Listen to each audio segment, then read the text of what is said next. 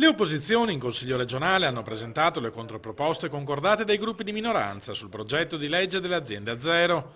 Gli emendamenti riguardano la ridefinizione dell'area sanità e sociale, la richiesta della creazione di un comitato dei direttori generali, il potenziamento dell'attività ispettiva e l'attivazione per tutti gli abitanti del Veneto del fascicolo sanitario elettronico unico entro un anno. Hanno speso per far recapitare a tutta la cittadinanza veneta la tessera sanitaria elettronica con il chip e con la banda elettronica, ma in realtà non c'è nessun contenuto e invece noi abbiamo messo per legge l'obbligo che entro il 2017 ci sia la vera tessera sanitaria elettronica che contiene la tua storia sanitaria, tutta la tua anamnesi, le tue condizioni, in modo tale da avere la certezza nel momento in cui hai bisogno di trovare una risposta in tutto il servizio, in tutto il sistema sociosanitario veneto. Per il Movimento 5 Stelle il difetto principale della proposta della maggioranza è invece la grande concentrazione di potere decisionale nelle mani di poche persone. Noi abbiamo chiesto, insieme logicamente a tutta la minoranza, che il servizio ispettivo sia in capo al Consiglio regionale, perché è il posto dove deve esserci.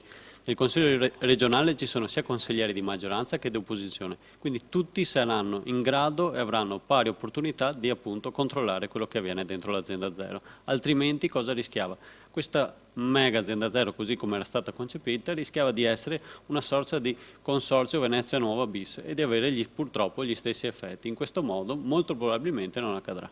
6 settimane di lavori, 11 sedute di consiglio e una settimana di discussione accusano all'unisono dall'opposizione non hanno finora portato a nulla a causa delle divisioni interne di una maggioranza che ha dimostrato una chiara incapacità di decidere.